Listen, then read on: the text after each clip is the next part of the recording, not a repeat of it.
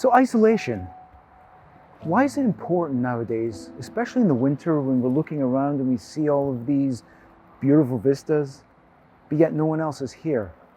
What we know is that when you're isolated and socially isolated, not participating with your colleagues, your friends, and you're in an environment that's not so amenable to human contact, we start feeling lonely. And that's important because we start seeing that the prefrontal cortex and the hippocampus starts being affected by loneliness. When you're lonely, it causes changes in the brain where you're having a decrease in oxytocin, which is the well-being hormone.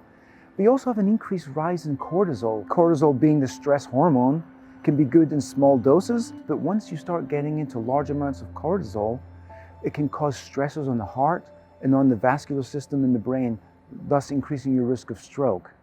The ways we can trigger the oxytocin in the brain is by having interaction with our colleagues, our friends, our family members, touching our pet, giving your friend a nice handshake, or even a pat on the back.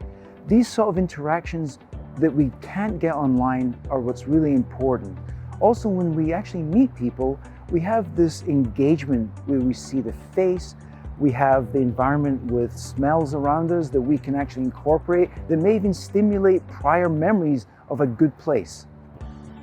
So not all social media is bad, and not all communications via text or emails or video is bad.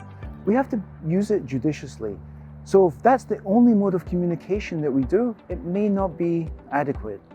But obviously there's significant advantages to this because we may be able to connect with friends and families that are not so amenable to coming to visit, that are far away on days like this when we have bad weather and we want to stay connected with our loved ones. Then it serves a purpose and we should be taking advantage of it. And when we send messages, that also helps to release oxytocin by letting our friends and family know that we're thinking of them. We're sending them well wishes, which obviously makes us feel good, as well as the recipient of the message.